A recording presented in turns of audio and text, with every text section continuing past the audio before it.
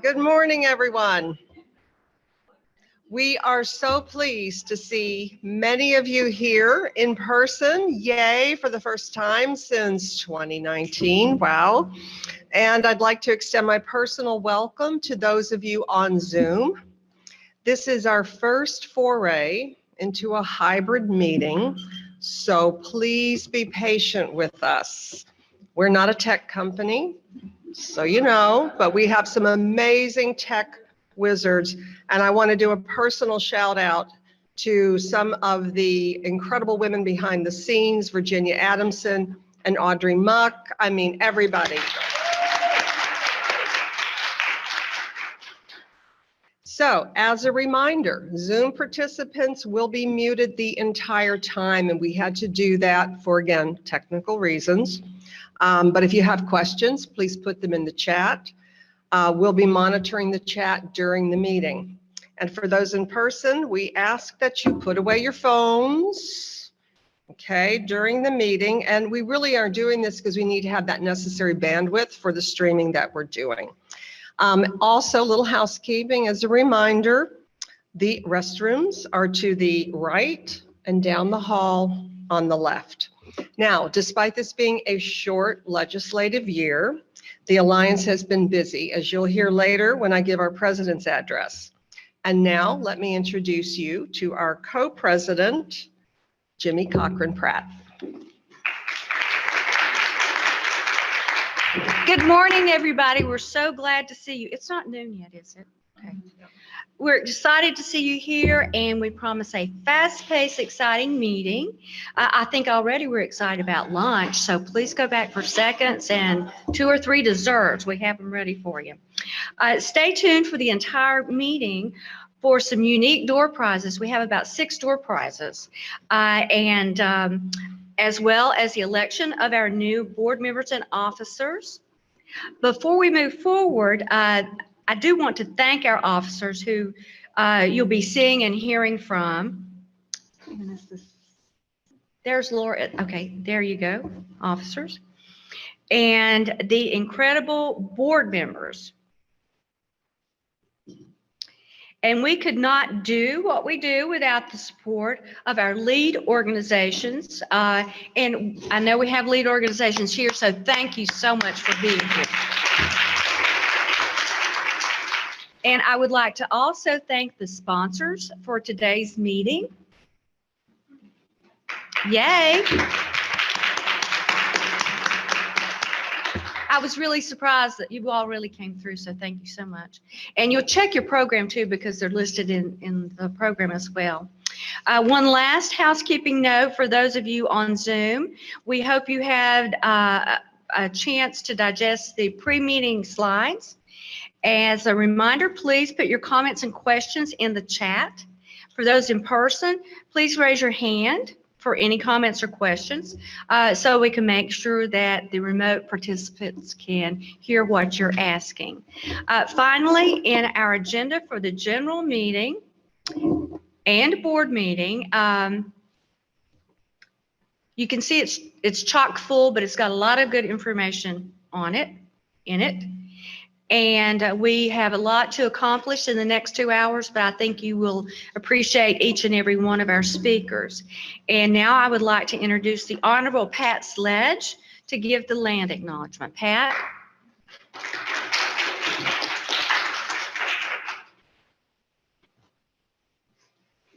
Thank you, Jimmie. The land we're on once belonged to indigenous people from the tribes of Sara, Kiawe, Eno, and Sissipaha before their land was stolen and they experienced forced removal by colonizers. I invite you to hear these words. O great spirit, whose voice I hear in the winds, hear me. I need your strength and wisdom. Let me walk in beauty and make my eyes ever hold the red and purple sunset. Make my hands respect the things that you have made and my ears sharp to hear your voice. Make me wise so that I may understand the things that you have taught my people. Let me learn the lessons you have hidden in every leaf and rock. Help me remain calm and strong in the face of all that comes towards me. Help me to find compassion without empathy overwhelming me. I seek strength not to be greater than my brother, but to fight my greatest enemy, myself. Make me always ready to come to you with clean hands and straight eyes, so when life fades as the fading sunset, my spirit may come to you without shame. This is a translation by Lakota Sioux Chief Yellow Lark in 1887.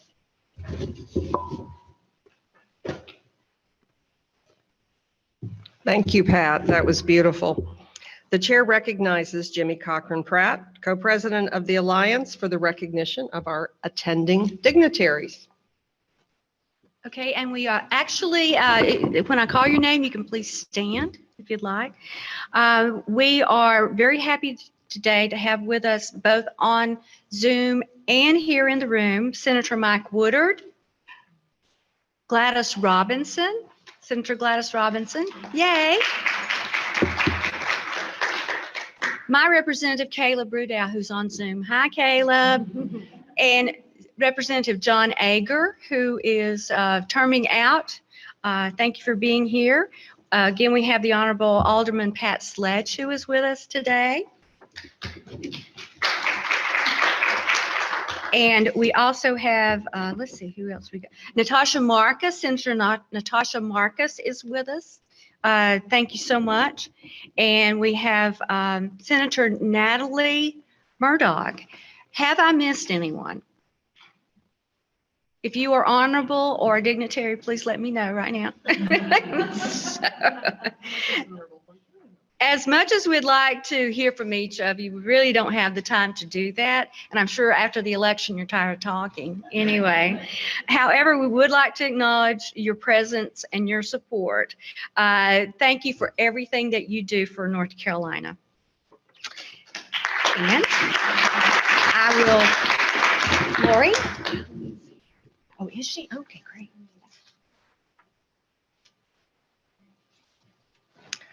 Thank you, and again, welcome to our dignitaries. So I am pleased to tell you a little bit about what we've accomplished this last year. For many of you, this will be my last president's address as I transition off the board due to this little technical thing called term limits. It's been my honor and privilege working with all of these amazing women, men, activists in the Alliance, and trying to ratify the Equal Rights Amendment in North Carolina and get it published in the U.S. Constitution. More on that later. So, as all of you know, 2022 was the short year for the North Carolina General Assembly, and there was no movement on any bills to ratify the ERA in North Carolina. However, the Alliance did stay busy during this year with several projects and programs. We kicked off 2022 with a press conference at the North Carolina General Assembly featuring Senator Natalie Murdoch, Representative Julie Von Hafen, Danielle Williams of Winston and Strawn, and some of the officers of the Alliance. The press conference announced the pro bono work that law firm Winston and Strawn was doing in examining all of the North Carolina laws, statutes, and regulations to determine if they'd be in compliance with the ERA. You're going to be hearing a little bit more about this later from Danielle, but let's just say there were about 47,000 pages of laws that were reviewed.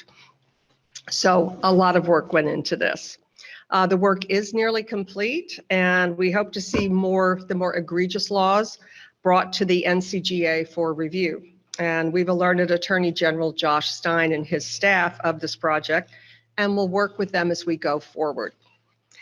One of our goals as an alliance is to continue educating North Carolina citizens on the ERA and the work that we do. We had presentations to Women NC, one of our lead organizations, and to the North Carolina Association of Women Attorneys, which we're very pleased to announce is now a lead organization with us. We value the work and input we receive from our lead orgs, and we actually scheduled a meeting with them this past May to update them on the status of the Equal Rights Amendment, and what our mission should be as the Alliance goes forward. And again, you'll be hearing more about that a bit later. We also had the opportunity to have Professor Rebecca DeWolf speak to a group of us on her book, Gendered Citizenship and the Fight for the ERA, back in February. The program was well attended, and if you missed it, it's available on our YouTube channel. Please like and subscribe. We collaborated with groups across the country who are doing statutes reviews, and there's quite a few of them in states around the US, as well as attorneys like Michelle Thorne, who are leading the fight to urge the Biden administration to publish the ERA, since it has met the requirements of Article 5 of the US Constitution. Yes. And when the SCOTUS opinion dropped on Dobbs v. Jackson this summer, the Alliance got busy. ERA groups traditionally have not aligned themselves with abortion, as we all believe that Roe v. Wade was settled law and based on unnecessary intrusion into privacy that's contained in the 14th Amendment. So the Alliance got busy. We joined the Women's March groups, Bands Against Our Body groups across North Carolina to let citizens know that the Supreme Court could not have issued the opinion if the ERA wished. Acting on our strong convictions, we worked with attorney Arlene Rocky, who is here in the room with us. Yay, Arlene. And Arlene is an incredible warrior for women's rights, to file a motion for leave, which is basically permission, in the US Supreme Court on the Dobbs v. Jackson women's health, because the deadline for actual briefs had passed. So we need a special permission from the court based on the extraordinary circumstances that the ERA became effective January 27th, 2022. After the brief deadline and the oral arguments, they were done back in December of 21. And because Alito's draft opinion was leaked, in which he stated there was nothing in the Constitution that provided a right to reproductive freedom, which was incorrect, because the ERA was actually legally valid and became effective due to Section 3, the ERA, on January 27th, 2022. But the Supreme Court refused to look at our motion. And the Alliance made news with editorials, letters to the editor, and interviews with the press. Our volunteers have conducted educational podcasts, taught university classes, and we continue to educate on the Equal Rights Amendment. And of course, we continue working with the National ERA Coalition and our lead org partners, as many of us were involved in getting out the vote. And for all of you that worked all those extra hours, getting people registered, getting them to vote, we owe you a huge thank you, gratitude. So thank you. And as she has done since the creation of the Alliance, our very own Roberta Madden once again did a survey of all the candidates for both the US House and Senate and the North Carolina House and Senate on their support for the Equal Rights Amendment. Those are actually on our website, by the way. And Terry Wally, our VP of Public Relations, worked to have an ERA certified logo sent to each of the candidates who said, yes, I support the ERA. And you're going to hear a little bit more about that later. And in addition, we worked with the Vote Equality RV tour group that traveled across the South and parts of the West, getting out the vote, and hosted events in Wilmington, Raleigh, Greensboro, Winston-Salem, and Charlotte. So we had a busy and productive year. So now I would like to take a moment and recognize an integral person in our organization. And of course, you know how it is when you're trying to find something and it's not where you thought it was. Every year, Robbie Madden diligently crafts a letter to all the candidates for the North Carolina House and Senate and the US House and Senate, and puts postcards in there. And she asks them if they support the Equal Rights Amendment. She collates the answers. And we know Robbie is a technological wizard. And she sends them to our web mistress, sitting over there, Audrey Muck, to post on our website. Robbie because I've lost your certificate. It's here somewhere. Here we go. Robbie, on behalf of the ERA NC Alliance, I would like to present you, and please come up, Robbie, a certificate for your outstanding dedication to the vision of equal rights for women in the U.S. Constitution and your years of facilitating, coordinating, and executing election candidate surveys. Big round of applause. Somebody take a picture. Here we go. This is the fun part of my job. This is the part I love. Okay, and now I'd like to call on Marla Barthen, our VP of Fundraising, to introduce our keynote.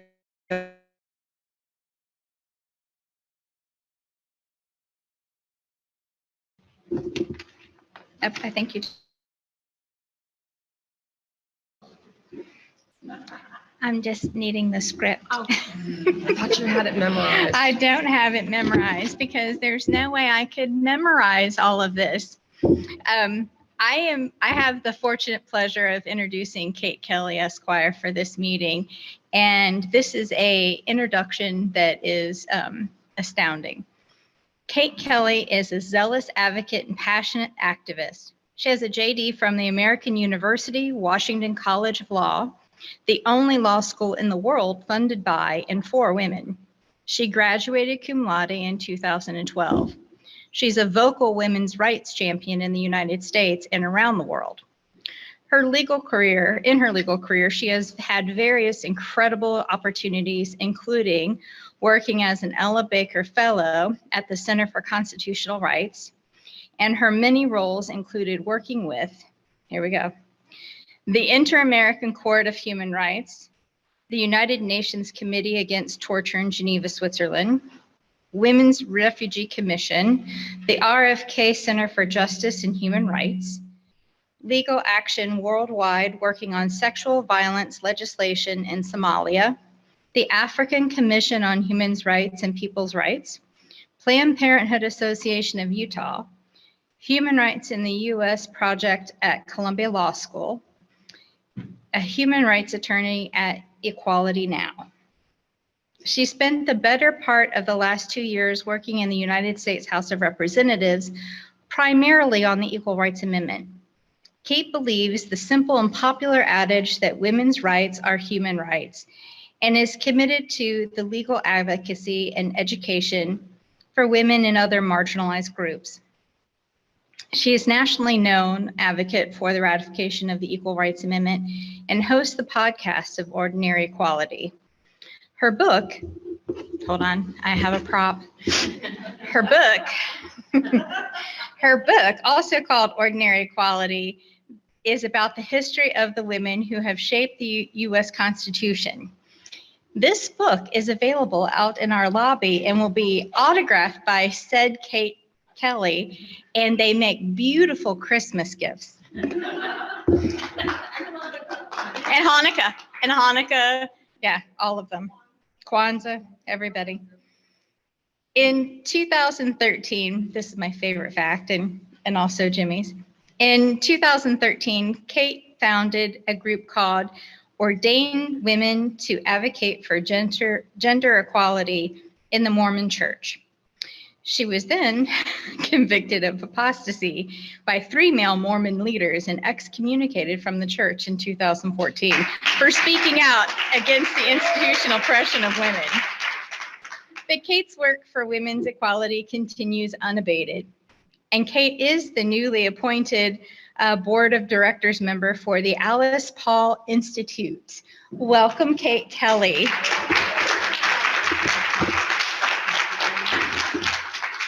I'm like, oh, let me see here. Hold on, I gotta fix the prop. Adorable. Yeah. Thank you. ma'am. Thank you. Thank you so much. So excited to be here. I didn't pay her to say this, so we do have books, but I'm just thrilled to be here and so excited about the work that you're doing in and have done for many, many years in North Carolina to help people understand that we are still not in the Constitution.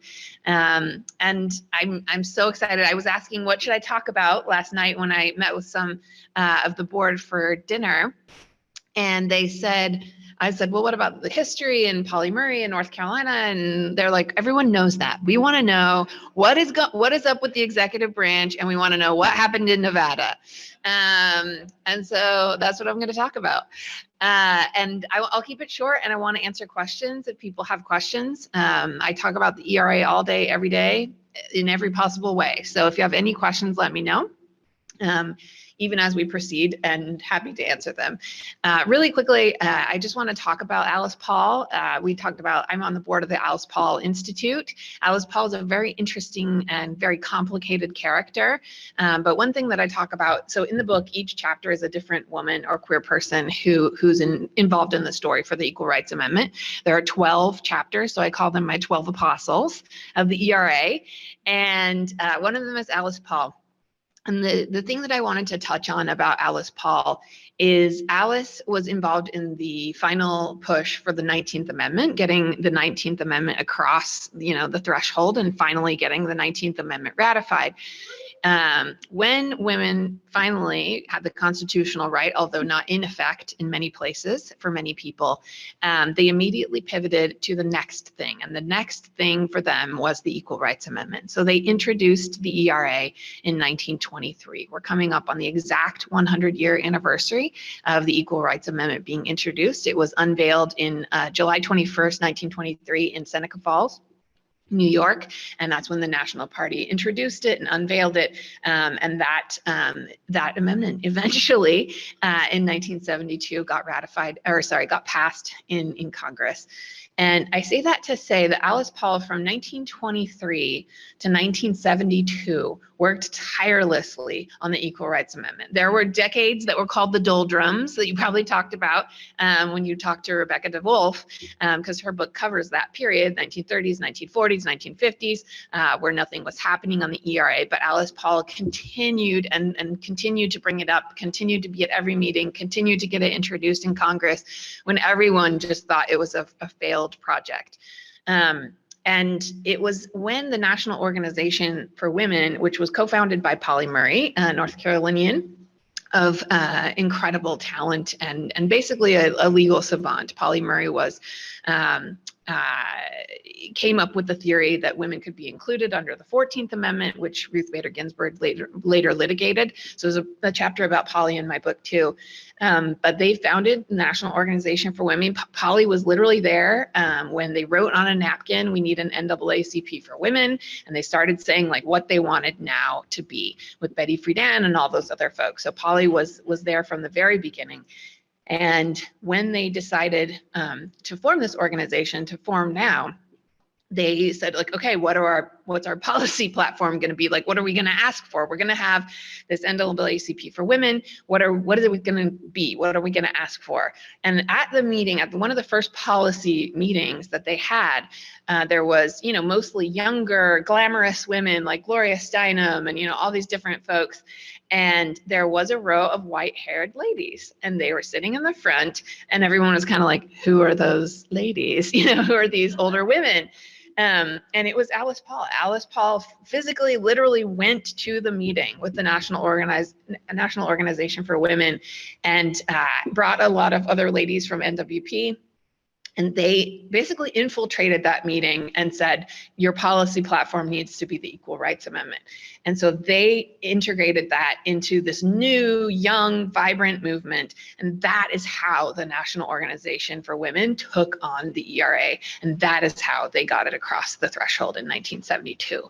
I say that to say a lot of times when we're working on the Equal Rights Amendment, it feels like nothing is ever going to happen. Like we're talking about it and talking about it and talking about it. We're talking to people who've never heard about it. We're talking to people who don't think we need it. We're talking, we don't know the moment that's going to come and it's actually going to pick up momentum and it's actually going to happen. But like Alice Paul, we're just there. We're going to every meeting. We're inserting it wherever we can. We're talking about it. We're podcasting about it. We're writing books about it. We're doing everything we can. And we don't know the moment when it is actually going to pick up steam, but we have to be ready. We have to be the ones who are building that infrastructure, getting it inserted into those conversations, and trying to bring it up whenever we can. And I say that because as I was talking last night with some folks on the board, it is frustrating. It's frustrating to constantly be bringing up something that seems like such a no-brainer. Like, why would we not want this in the Constitution? But I just really appreciate the work that all of you are doing to constantly bring up those conversations, to keep the ERA on the radar, particularly here in North Carolina. And, you know, we don't know when it's going to happen, but it will. And Susan B. Anthony, problematic Susan B. Anthony, she had a saying which was, failure is impossible. And that was her slogan, that it was going to happen. It was just a matter of time. And so that's how I truly view the Equal Rights Amendment, that it is going to happen.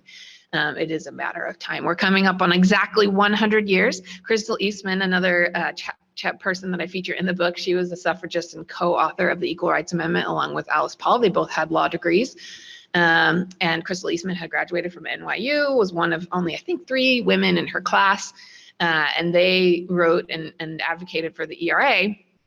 And in 1920, when they introduced it in 1923, Crystal Eastman said, the Equal Rights Amendment is worth it, even if it takes 10 years.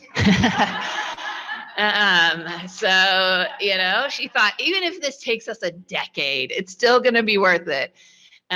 So that sentiment remains true, even though it's been 100 years since they introduced it in 1923. It's going to be worth it, even if it takes more than 100 years. And so I say all that, I want to know what people's questions are. I'll talk a little bit about the work in Nevada. So in Nevada, they had just passed an Equal Rights Amendment. It is the most comprehensive and progressive Equal Rights Amendment in the country. So 26 states have had Equal Rights Amendments. Now it's 27. The Nevada ERA covers not only sex, which is what the federal ERA covers. The Nevada ERA is race, color, creed, sex, sexual orientation, gender identity, and expression, age, disability, national ancestry, and national origin. So, yeah. All of those categories are covered by the Nevada Equal Rights Amendment. As if anyone was watching the election, raise your hand if you're watching the election. And so if you're watching the election, you saw what was happening in Nevada. It was like razor thin. In fact, they lost the governor and they lost the lieutenant governor to Republicans. So it flipped red this election. Cortez Masto won by like razor thin margin. You know, we were all on pins and needles. And in that environment, on that ballot, where they lost the governor to a Republican, the Equal Rights Amendment, the most expansive Equal Rights Amendment in the country, that included gender identity and expression and sexual orientation, passed by 58.5%. So incredible work was done by groups on the ground for years, like ERA-NC Alliance for years, the Nevada Now chapter, Jerry Burton and others who you probably know, worked for years, and Senator Pat Spearman, worked with the House leadership to get that, with the Senate leadership to get that across the finish line. But I say that to say that equality is popular. Republicans voted for the Equal Rights Amendment. It polled at 60% in Nevada among registered Republicans. It beat not only every candidate on the ballot, it also beat out the other 2 ballot measures. There were 3 ballot measures, and the ERA polled the highest of any of the ballot measures. So I say that to say that it's encouraging to me to see, this is not conjecture. This is real numbers of real people who supported equality in their state, even when they did not support Democrats. They did not support Democrats, but they supported equality. Equality is popular. It is proven. It is motivator. It gets people to the polls. People were excited. People were going to the polls to vote for the Equal Rights Amendment in Nevada. And the way that they got that on the ballot is it passed twice in the legislature. So I know that you don't have the same feature in North Carolina, but in Nevada, you pass it twice in the legislature. And then it goes to the full state for a vote on the ballot, and then it's done. It's in the Constitution, thank God, and we're done. And so the way that they got it, so as you know, they ratified the ERA in 2017 in Nevada, kind of rekindling this whole hope and project of that what was possible.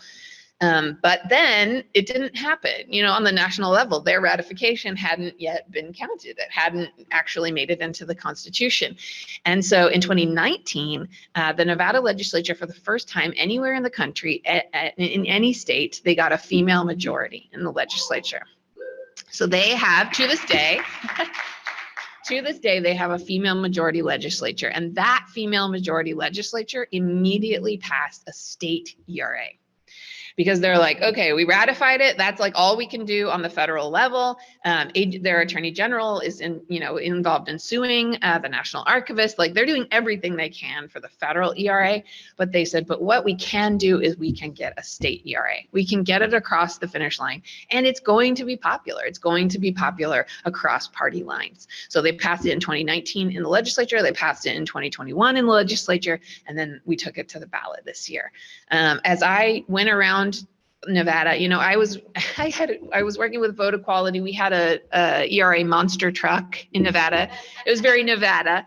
And I drove that thing around everywhere. Las Vegas, I was in the Nevada Day Parade in Carson City. We were in a horse parade. We were like everywhere. And everywhere we went, people were very excited about the Equal Rights Amendment, very surprised, as you know. Everyone is always surprised that it's not already in the Constitution. Once we get past that hurdle, they're like, well, we need it. It's a no-brainer. We need it. And that's, we were on pins and needles on election day, but the returns came back even better than we thought. And it passed with flying colors. So I'm very encouraged by what happened in Nevada. New York has passed a state ERA. They passed it one time, actually after the Dobbs decision. They tried to pass it in the regular session. It did not pass. After the Dobbs decision, they called a special session in New York, and they passed this Equal Rights Amendment. So it's passed one time. It has to pass again, and then it will go in 2024. It will go to the full state for a vote. So I think the momentum is building in New York. It's going to be, a huge issue. And if everyone in New York knows about the Equal Rights Amendment, that helps us build momentum for the federal ERA. So all of these different efforts count. All of them build up to the ultimate goal of finalizing the ERA and getting our rights finally solidified in the United States Constitution. So I'm excited to be here. I'm excited to be anywhere where people are talking about the ERA. And does anyone have any questions? Yeah. Awesome. If we use the mic, then the folks online can hear. So it's not a question, it's kind of a comment. Like, Pat Spearman goes to the to the National Now conferences all the time, and she is the absolute best speaker I have ever seen in my life. She is amazing. So yay, Pat Amen. Spearman. I am completely and totally enamored and in love and obsessed with Pat. And the final chapter of my book is about Pat. So I'm very, very committed to this narrative, and I appreciate it. Pat Spearman is a queer Black preacher and talks very eloquently about how the Equal Rights Amendment includes all of her, and that's why she fights for it. Ms. Kelly, we have a question on the Zoom chart from Stephanie Mendel. If different versions of the ERA are passed in states, in other words, Nevada, how does that impact the overall goal? Yeah, I mean, actually, so there are 26 states that already have ERAs, and they're very different. And those range from California being the first Equal Rights Amendment. Utah, the state I'm from, has an Equal Rights Amendment from 1896. It was included in the original Constitution when Utah became a state. There's a long backstory behind that, but basically Utah, the territorial governors of Utah practiced polygamy. Polygamy was a very controversial issue nationwide, and in order to prove like we don't discriminate against women. We deserve statehood, which was a lie, by the way. They stuck in an Equal Rights Amendment into their Constitution, and they also gave women the right to vote. So that ERA from 1896 has been used twice since the Dobbs decision to strike down the abortion ban in Utah. So the only way and the only reason you can get an abortion in Utah today is because they have an Equal Rights Amendment. But that Equal Rights Amendment was from 1896, and they're all very different. So the language of the different Equal Rights Amendment, the one in California primarily pertains to employment discrimination. So they vary widely, and I think that's fine. I think this trajectory of having them more open and inclusive, including things like race, including things like disability. I think that for me, the best selling point is like, you know, look at these incredibly pioneering things that they're passing in all of these different states. So much simpler to pass a federal ERA because it's just one category.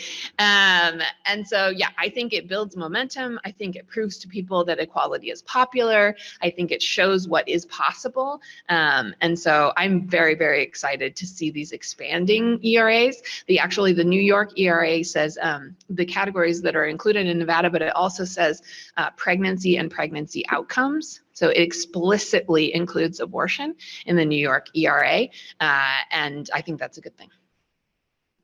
Yeah. Kate. Yes. Okay, here we go. So Kate, you talked about the fact that this was supported by both parties. Yes. Which we all think is absolutely amazing. But what were some of the key talking points that you all made to get the other party that hasn't supported the ERA to come on board? Yeah, so Nevada is a very interesting state. A lot of the Republicans are sort of more like libertarian Republicans, like they're really big on freedom. They're really big on like, we don't do the normal thing. And so I think one of the things that attracted Republicans is first just the language of the ballot. Like people, when it's not attached to a party, and ballot initiatives are nonpartisan. So when it's not attached to a party, they actually have to read the words. They don't like, there's no indicator one way or the other, like, how should I vote? You know, it's like, oh, I have to actually read the words and decide if I believe in this thing, this idea, this principle, this amendment. And so it's nonpartisan. And so they had to read it. And when you read it, it makes sense. Like when you read it, it's like, oh, race, color, okay, I don't think anyone should be discriminated. One of the big selling points is age. So age is included in the Nevada ERA. There was also lots of controversy because the opposition really focused on age, and they tried to say it would end statutory rape, or because prostitution is legal in Nevada, they said like, oh, teenagers will be able to work in brothels if we pass the ERA. Not true, obviously. But I think age was the selling point for seniors. There's a lot of seniors in Nevada. So when I would go talk to senior centers, I would talk about age and disability, because age and disability are two factors where seniors are disproportionately impacted. So I talked a lot about that. I talked, I would say the least popular categories of the categories that were listed in the Nevada ERA were probably gender identity and expression. Those were the hardest to explain to people, particularly seniors. I went and debated at a senior center in Henderson, Nevada, which is a bit more conservative than the rest of Clark County. There's about 200 seniors, and they were like freaking out. They were like freaking out about gender identity and expression. And they're like, what is gender expression? Like, I don't even get this. Like, what is it? Da, da, da. And I'm debating a self-described high stakes poker player. So that's Nevada. I'm on a stage. I'm a constitutional legal expert. I'm debating a high stakes poker player. And I said, oh, they're like, explain to us what gender expression is. And so I say, well, my partner is a butch lesbian. She's here today. So I said, my partner is a butch lesbian. And it was like silence in the room. And one of the ladies literally goes, ugh! And that's like all you can hear in the room. And I was like, oh, okay, this is going well. But I tried to explain and I tried to appeal to them and say, you know, you have grandchildren, you have Generation Z, you know, you have children and grandchildren who and increasing rates are you know, identifying as different identities. And do you want them to be discriminated against? Should they be discriminated against? Should they experience violence or, you know, homelessness or all of these different things because of who they are? And so, you know, to be clear, this got no claps from the audience. But afterwards, I went to the back of the room and I had a little table, and many of the women in the room came up to me afterwards. They didn't want to take a flyer. They didn't want to take a sticker. They just said to me very quietly, we are going to vote for it. You know, don't worry, it's going to pass. We're going to vote for it. It doesn't matter what any one of these people say in this room. And so because of the communities they lived in, they didn't want to be vocal about their support. And it was a very Republican district and an event. But they individually came up to me and said, I'm going to vote for it. I believe you. Thank you for being here. So you really never know who it's going to appeal to. And when you are able to make those arguments about the next generation, I think you can make some headway. Yeah. I'm glad to see you in person. I'm so glad you're here. Thank you. I just wanted to ask, okay, first off, you keep saying pass.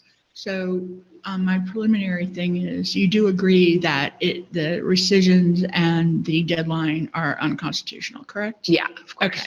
That's what Michelle Thorne did. And just to say, I have a blog called Equality for Women, Arlene Rocky with the EY, like the movies. So you can just Google it. If you want to read her thing, it's linked several times in there. But my question is this. Nationally, in our national task force that we're trying to get Biden to direct the archivist to publish, because he has an Article 2, Section 3 constitutional duty to take care that the laws are faithfully executed, just for y'all to know this part, the backstory, and that it's there is actually a law that makes it mandatory for the archivist to publish all amendments that are ratified by 3/4 of the states, which happened on January 27th, 2020 by Virginia. And of course, we had another president then who, with Bill Barr, blocked it. So my question is, to get President Biden to actually direct the archivist this fall before everything switches over in the House, what are your top 3 strategies that you think we should use? Yeah. Thank you for pointing that out. I also usually say to people, like, many people think the Equal Rights Amendment is the 28th Amendment and has been properly ratified. I am one of those people. So to be clear, I am one of those people. I do think the ERA is the 28th Amendment. It needs to be recognized, obviously, and is not enforceable until they acknowledge that it is the 28th Amendment. I have tried everything for this strategy. I worked in the House for 2 years. I personally met with the archivist and the acting archivist, so David Ferriero and Deborah Steedle-Wall, who's the current acting archivist until the next proposed archivist comes in. They said, you know, David Ferriero said it would be the capstone of my career to certify the Equal Rights Amendment. I wish I could. They just do not see it as their prerogative. The Biden administration, as you know, has made 4 separate statements about the Equal Rights Amendment in the past year. All of those statements said very explicitly and repeatedly that Congress needs to act. That is the position of the administration. I have lots of theories about why. I have met with White House counsel personally. I have given them like absolute best elevator pitch for the Equal Rights Amendment. They said things like, we remain unconvinced. They are very smart attorneys who work for the executive department. And if they wanted to come up with the legal arguments, they would. It's a question of political will. And so, they were using it for votes and money. Yeah. So they were using it for votes and money. So my question is, the midterms are over. So to me, I think the situation should be changed. I mean, they should want to do it. Plus for gay rights. I mean, I'm with you on the should. I'm definitely with you on the should. They should want to publish it. They should want to put it across the finish line. They don't. That's just how it is. Again, I tried everything I could. Carolyn Maloney tried everything she could. Like, we met with Gender Policy Council. We went with White House Council. We met with the archivist personally multiple times. It's just, that is not their position. And the reason, hot takes, the reason I think that that's not their position is it's very easy to ignore a very small handful of people who want this to happen. There are like comparatively like 10 feminists who care about this compared to immigration, compared to abortion, compared to all these different issues. And there just isn't. When I talk to Senate offices, recently with Schumer's office, with Cardin's office, with all these different offices, they say we don't get calls about the ERA. When we get calls, it's about, gas. It's about immigration. It's about, same-sex marriage. It's about all these different things. We do not get calls about the ERA. And that's true. They don't. And so until they feel like this balance of like a tiny handful of very angry feminists versus, a potential constitutional crisis where the president says the Constitution is one thing and the Supreme Court says the Constitution is another thing, that's what they're facing when they have to decide to make the decision. And on the other scale is like a pretty small handful of people who care. And until that changes, they will not change their position. And so, I'm doing everything I personally can. I have a blog, I have a book, I talk about it all the time. I travel the country. Like, we have to all keep doing that until the moment comes and it tips the scales. But I mean, this is very depressing. I'm sorry. I wish this answer was less depressing, but I just don't think it's going to happen. They're just not going to do it. And they're not going to vote it on in the Senate either. Yeah. Okay. Ask me a not depressing question. Well, which is a shame because I got whispered into my ear a second question, but I'm going to stay on the federal level for just a second and ask that question. The federal court case. Yeah. What's your opinion about what's going on, and what would you suggest we do next as a collective effort? Yeah. So the case that you're talking about is, I think it's still called Illinois versus Ferrio, even though he stepped down because there's not a new official archivist. So Virginia dropped out of the case. So the 3 states that ratified sued the archivist to say just do your job. Virginia dropped out of the case when they turned red. So now it's Illinois and Nevada. And that case is currently pending in the DC circuit. They already had the oral arguments. This is just my personal opinion. I'm not a litigator in the case. I did not, I filed amicus briefs in earlier stages, but this is, again, just my personal opinion is we're going to lose. And the ideal scenario is we lose on standing and not on the substantive issues. In the lower court, we did lose on the substantive issues, which is really, really not ideal. So again, this is you're asking me a depressing question. My next just line kidding. Isn't, though. Just kidding. So I think we're going to lose in the DC circuit. And then the question becomes, do those parties, Illinois and Nevada, do they appeal? If they appeal, then it has the chance to go to the Supreme Court. If they don't, because they're the losing party, if they don't appeal, then it just stays. They don't. The winning party then appeal. So that's honestly the best case scenario out of that case right now is that they don't appeal and it doesn't go to the Supreme Court and they just decide on standing. Yeah. Okay. Well, and there's nothing regular people can do. My more positive question is, because I'm short, let me move this. My more positive question then is, in North Carolina, I'm bringing it home for a second. Mm-hmm. So in North Carolina, we barely held on to our governor's veto power, and that was very important to us in terms of abortion access and kind of holding down the South, because out of all the states so far, we have the largest percentage influx of out-of-state seekers of healthcare, reproductive health care. So in terms of the ERA, where do you think we should go next in North Carolina or the greater South in holding that down, or should we link those two as a potential movement forward?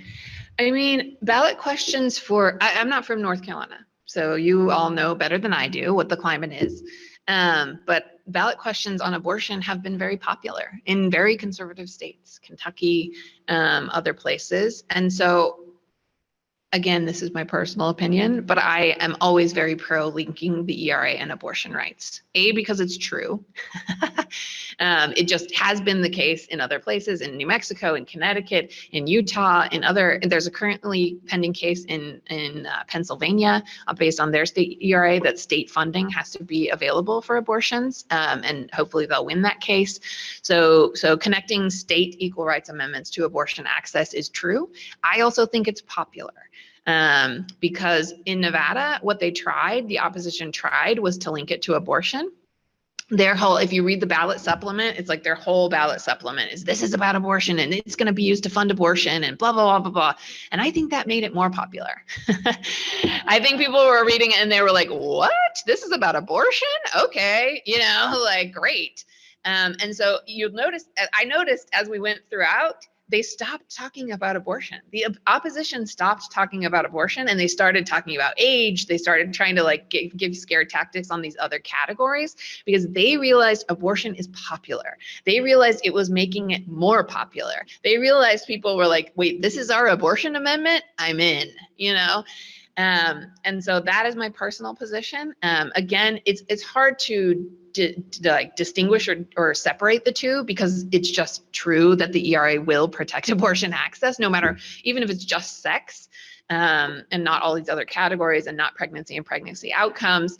So it's my strong opinion that the two should be very vocally tied, and that North Carolina should propose a state ERA. You can talk about the other categories, and there's I can send polling about how those terms polled, and I have lots of opinions about that, which I'll save for the B sides of this conversation. But I do think you should propose a state ERA, and you'd be surprised how popular it will be.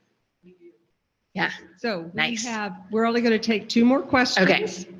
For the sake of time, but I know everybody is absolutely fascinated. So Yay. I'll be here afterwards too. I'll be quick. I'm State Senator Gladys Robinson, and can you hear me? I'm State Senator Gladys Robinson. Now in the Senate, we have a pushing and supporting. You know what we're dealing with, though. Yes. I'm from Utah, so. And can't be real sure of the House in terms of sustaining vetoes. But I go back to my most famous equal rights advocate, who is Sojourner Truth, and I hope she's in your book. Yes. Because I quote her in terms of her fighting for the rights of white women to vote. Mm-hmm. And I say, if that could be done, then we could do this now. Yep. So we want to engage all of the women here in North Carolina in terms of seeing what coalition we can bring together. So it's possible to get it done.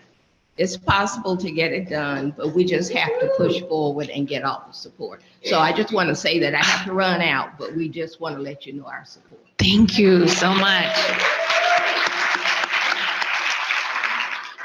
Thank you so much. And I do know what it's like. I know you don't have a super majority anymore, but you did. And so, yeah, thank you for everything you're doing. Okay, I'll be very quick. I have asked our General Senator for what's happening a couple of years ago, and she said it's a hard thing to do. Yeah. My question is, in that stance, we've got to cross party lines. We've got to get Republicans excited about what this is about. How do we do that? Yeah, I mean, age-old question. Very, very difficult. So I honestly, maybe part of the poll is polling. I don't know if you've done a statewide poll. We did a statewide poll in Utah, and the ERA polled at 77% across party affiliation. So general, just people in Utah support the ERA. And that is used a lot to talk to legislators. So maybe it's a question of doing a poll about the Equal Rights Amendment, particularly among Republican constituents. Again, it depends on the language. So there are different things you can talk about, doing different types of language for the state ERA. But I think that's one, is just proving and showing again and again that it's popular with their constituents. And it will be, honestly, it will be.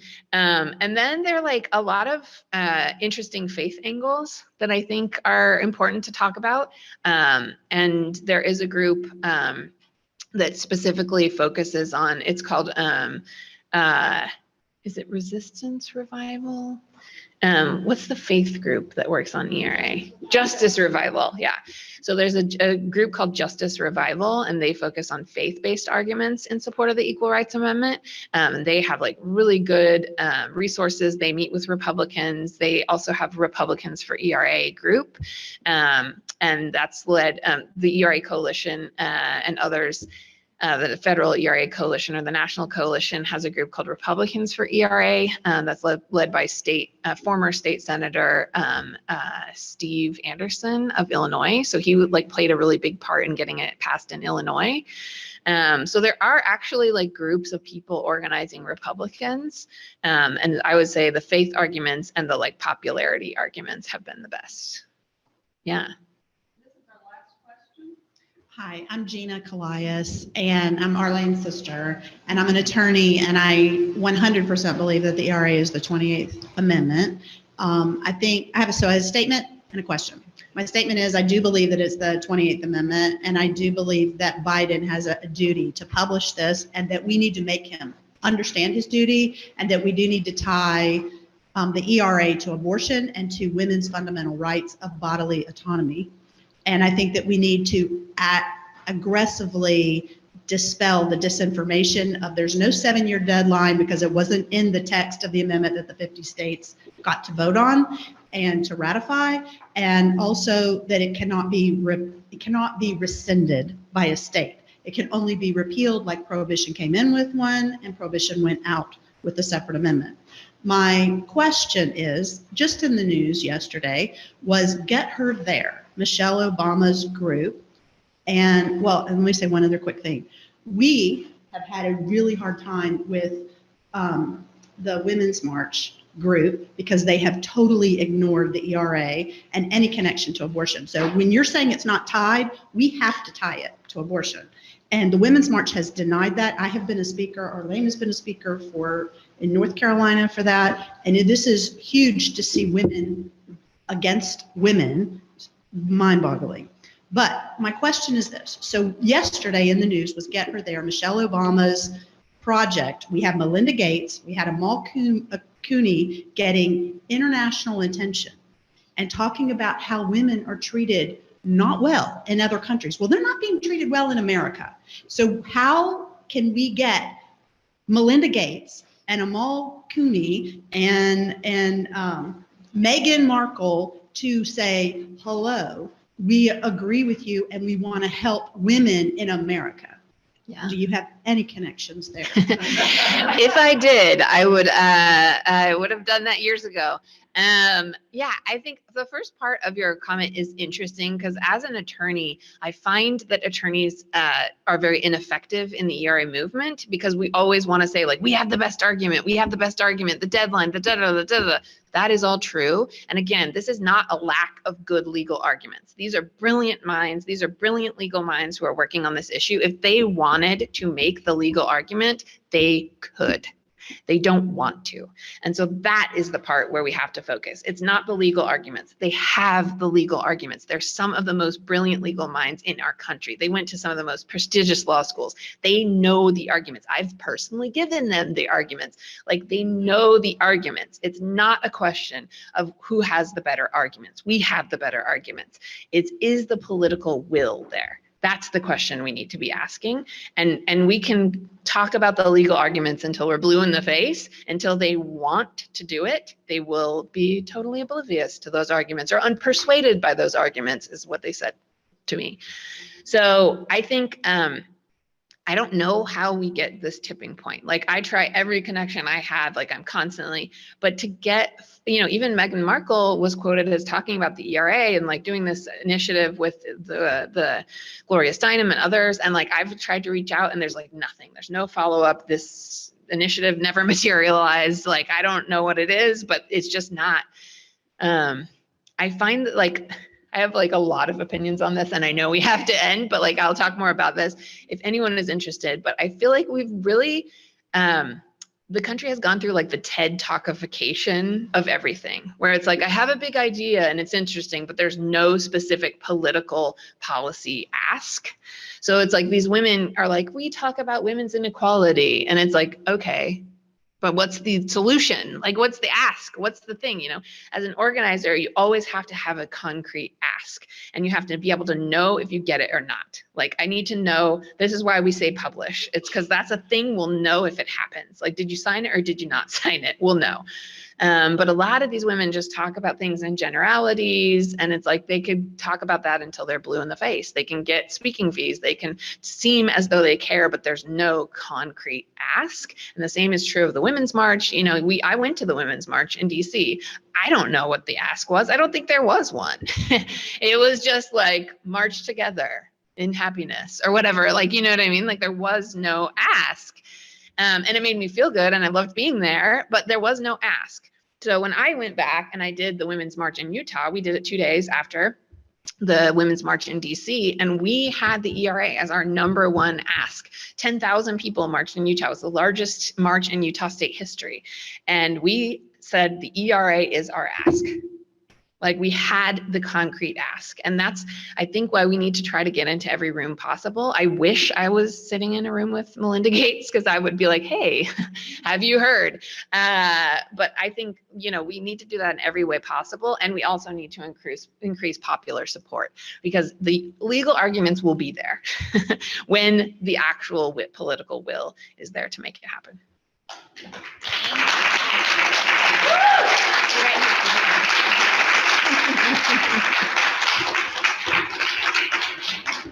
See, now I just want to say, you've been reading this nice meme on the screen, and we did attest that she is the most interesting human, did we not?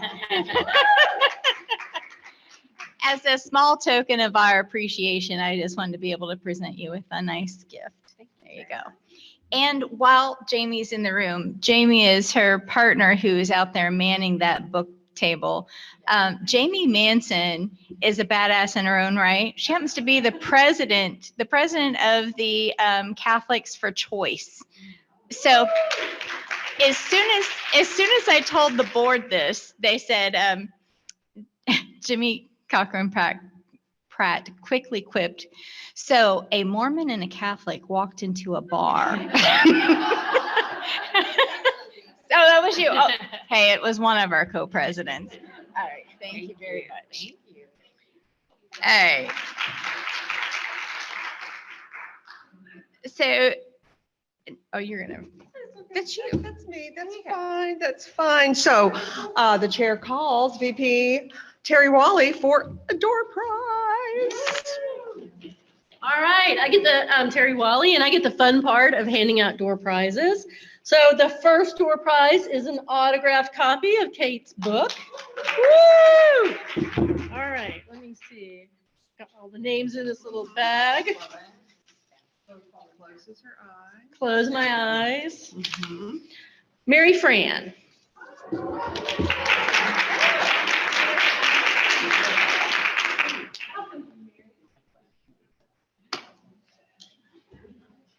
Okay, I am. Thank you. Again, thank you, Kate. It's a tough act to follow, and just incredible work.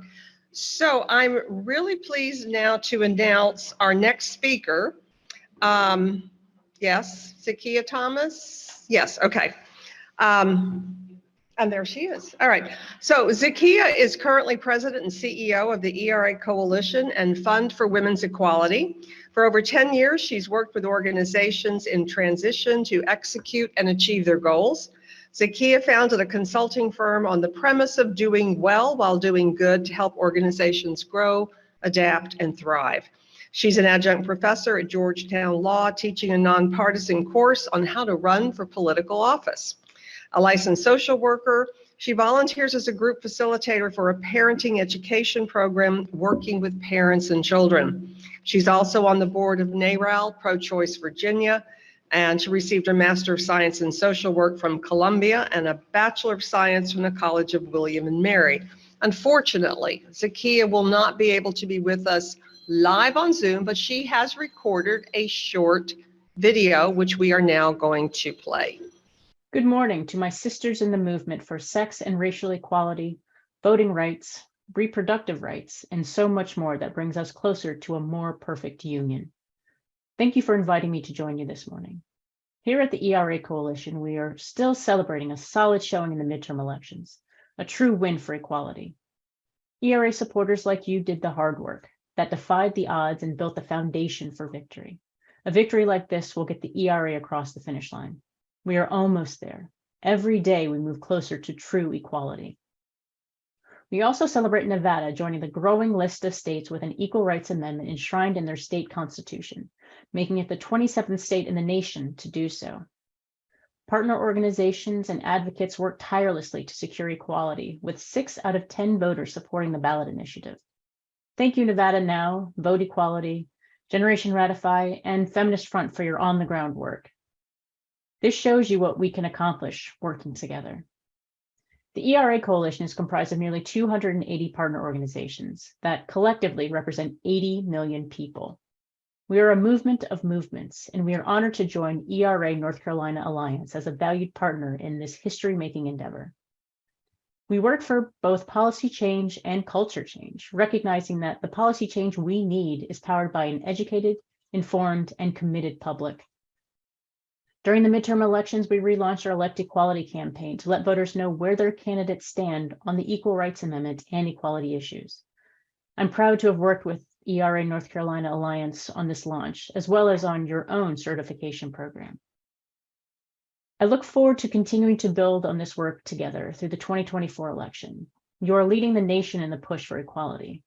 We are pushing for policy change and educating the public and future elected officials about the importance of advancing and protecting our rights and equality. In the closing days of the midterm election, we launched Woman Corp, a satirical ad campaign that targets Gen Z and millennials to raise awareness about the fact that the ERA is still not published in the Constitution.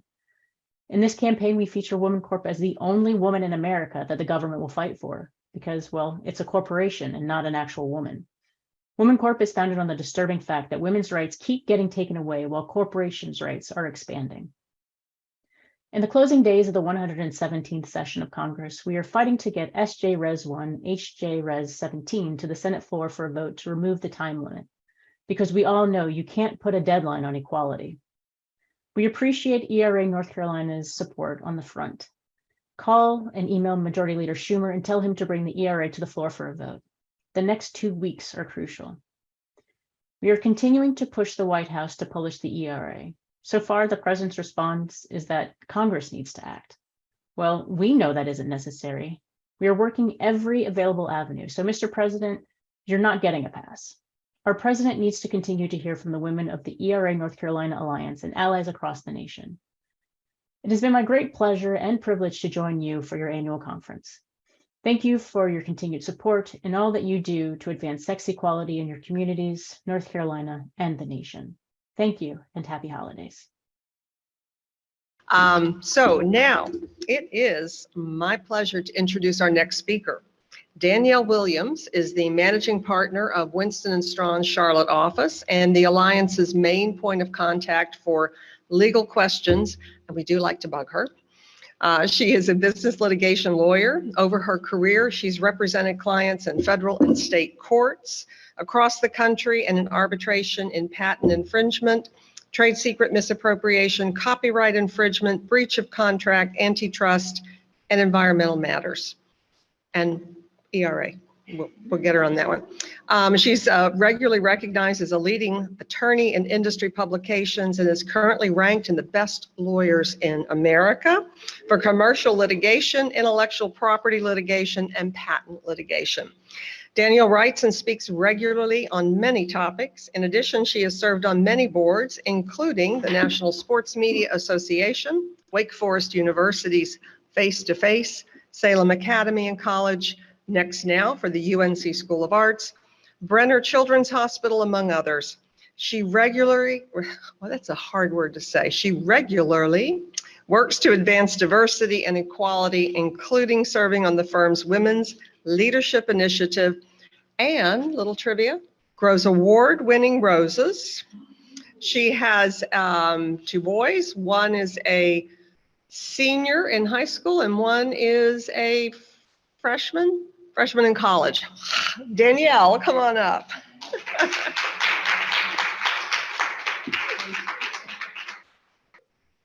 Well, that was such a warm welcome, and I do love that picture. It's 6 years old, but it never gets old for someone as vain as I am. Thank you so much for having me. I am excited to talk about the work that Winston and Strawn is doing. And when Kate was talking about an ask, and the ask came from Lori and Jimmie, and it was, hey, Winston and Strawn, can you do this? And the answer was a resounding yes, we can do this. And so we've been pretty excited to put a little elbow grease into it. I will say that we have modeled our project and been inspired by the work in Arizona by the ERA Task Force Arizona. And I know it says task force, but I think it was one woman who sat down and read their statutes from start to finish, and they're as lengthy as ours, and put a lot of work into it. But what we've done is we've taken the North Carolina general statutes, ran some technology stuff over it, so we call it relativity. So we dump everything into relativity. We put together a list of gender-based search terms with the help of Lori and Jimmie, and ran that through. So when we looked at what we were looking for were potential inconsistencies with the ERA, and then gender-specific mentions within the statutes that would need to be addressed once now the ERA is in effect, and then once North Carolina looks at it to change its regulations. So there are 331 chapters in our statute book. I mean, it used back in the day, there were walls and walls and walls of these statute books. It's all online now, but we took the 331 and divided it into 604 sections, and then ran the relativity, or used relativity to run the search terms, and ended up with about 25,000 hits. And so just to put it in perspective, it was about 50,000 pages. And among those 50,000 pages, there were only 900 that didn't have a hit, right? So, I mean, just to put it in perspective. And so we had a team of 70 attorneys look at every page. So not just the ones with the hits, but look at every page and make comments. And so what we are finalizing to deliver to Lori and Jimmie is a spreadsheet that's going to have all the comments that were made. So here's the chapter, here are the comments. So you just have this cheat sheet of everything that needs to be addressed within the statutes. There will also be a electronic red line. There will be a printout. And so whatever format Jimmie and Lori would like to have to present this with the Alliance's allies to get the legislation changed and modified. So we're on track to deliver that to them this month. So we're super excited. I think so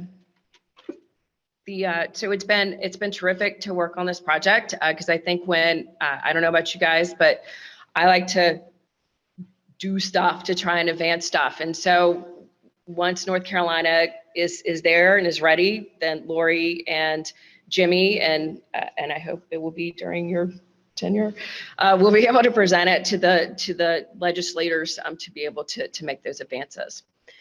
I will also say we're working with Virginia and Ohio right now to help them with their general statutes, and we are in conversations with 6 other states. So through your connections, I mean, if you guys run into anybody who is interested in having this done, or interested in talking with people who would like to have it done, or already have their group, we're happy to help them in any way that we can advance this effort, because every state's statutes are going to have to be reviewed and analyzed for this. So we're here to help.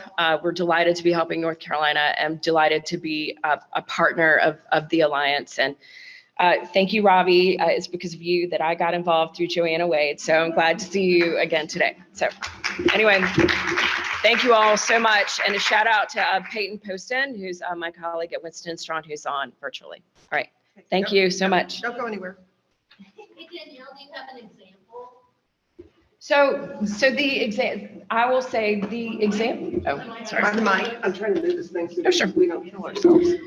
So the examples have not, I was sort of thinking that there would be, I mean, it's North Carolina, right? I mean, it's just like Kate says, it's Utah, right? And so I was thinking that there would be something that would be particularly egregious, but what we've seen is there's not one that bubbles up that's terrible, but there are things that are just don't make any sense anymore, like the definition of, and so when we're looking at this, it's all gender issues, right? And so the definition of rape is antiquated under our laws. And so that's one of the things that will for sure need to be fixed, but that's not the example that I thought would be the most striking one, right? But it's terrific that we get the opportunity to look at this, to address all of the changes that need to be made for all of the people and not just some of the people.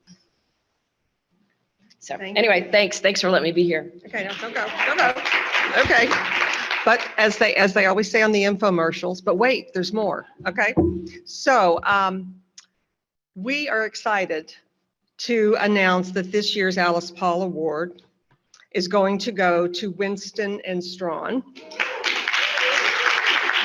So I think you heard a lot about Alice Paul when Kate was talking, but she was a trailblazer and a warrior for women's rights and a vocal leader of the 20th century women's suffrage.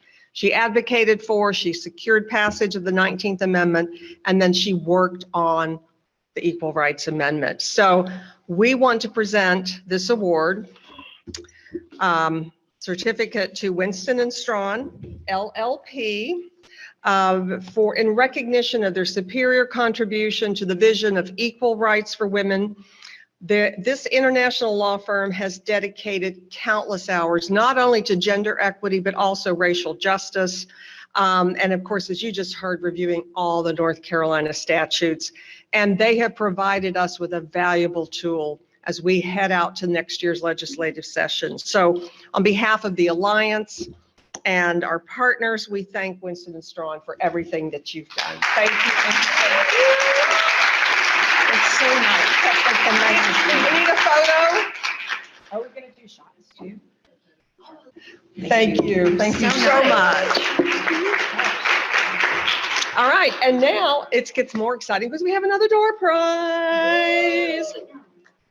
I'm bringing Terry Wally to the podium, our VP.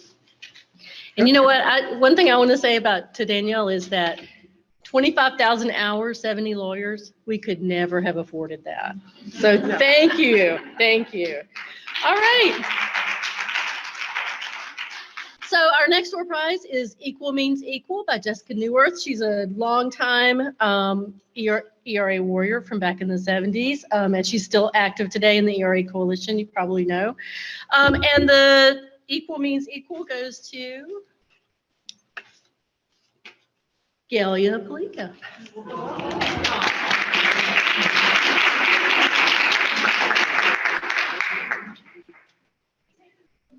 Thank you, Terry.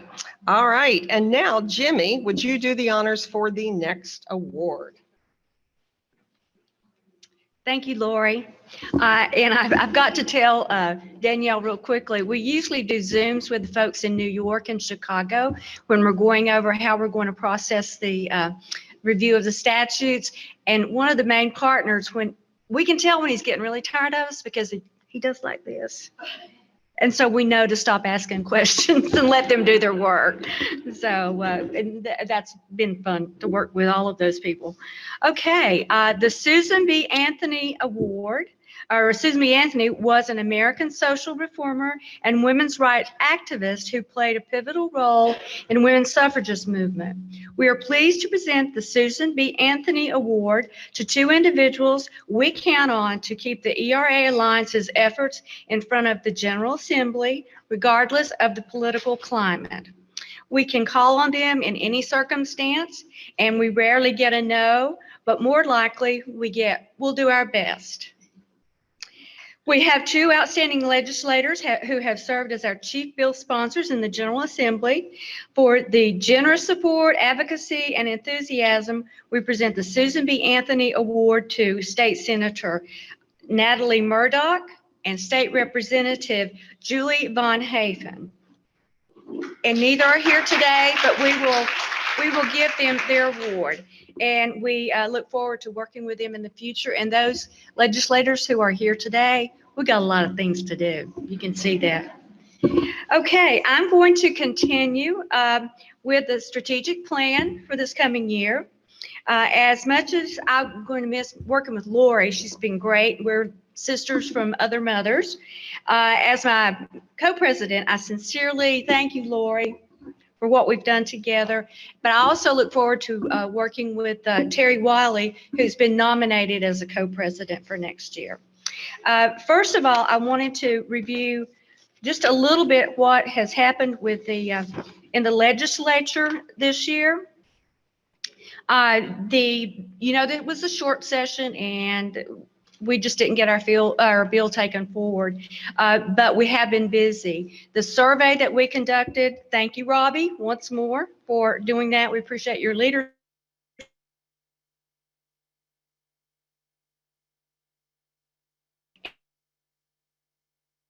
And the North Carolina Senate and House races, U.S. Senate and U.S. House races. The Alliance awarded the ERA, North Carolina Alliance certification, 58% of the North Carolina House candidates being successful, 66% of North Carolina Senate candidates winning, and 44% of the U.S. House being successful.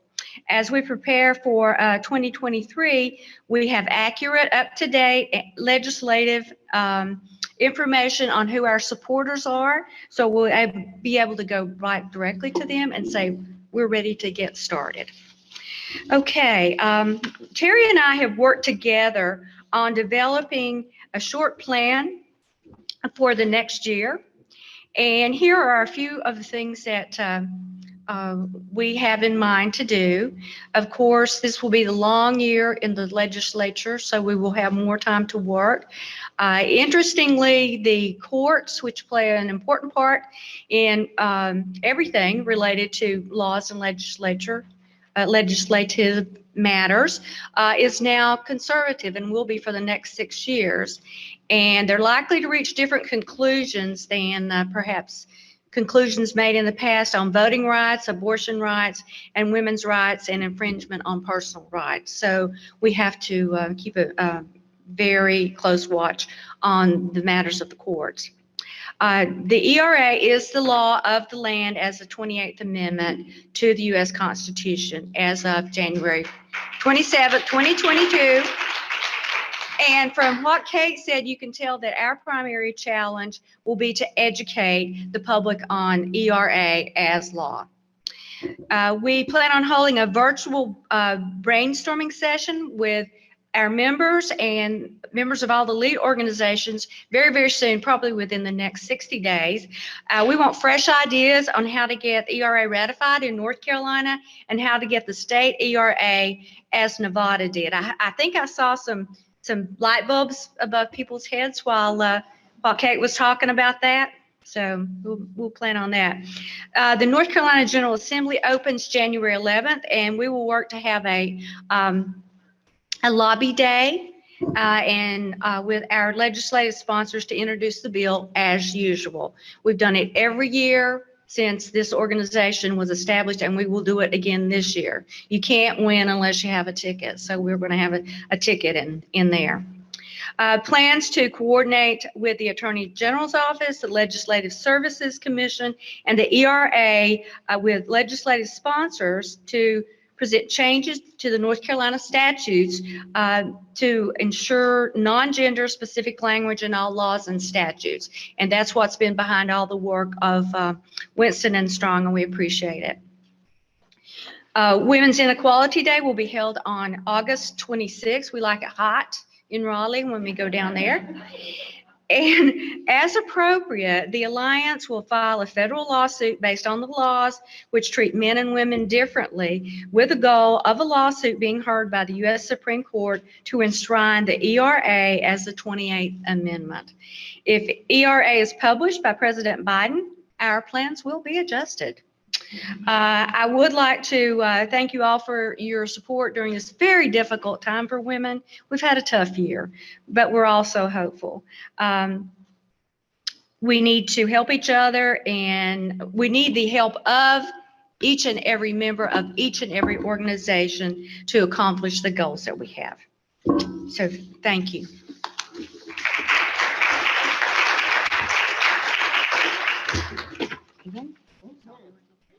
All right, we have one more door prize before we get ready to go on a very short 10-minute break. So I'm going to ask Terry Wally once again, our very own Vanna White, to come up and draw that prize. Well, as you'll see, this is this lovely poster. This was done, yes, there we go. We, whoops. I know. So the vote equality van came through this year, and this is one of the prizes, one of the things that they had done as part of their Artist for ERA. And so we want to be able to give this out to someone today. Hold on, I'll dig out a name. Well, thank you for your assistance. Martha Bradley.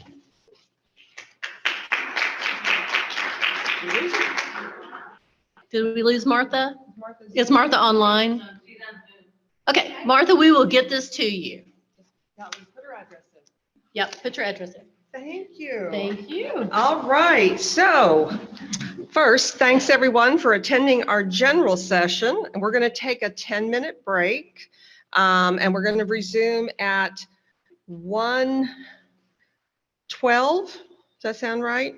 My time people? Something like that. 1:12. We actually have a cat herder here, sheep herder, who will bring people back in, and we will start our business meeting. So it's very important for our members to stay with us.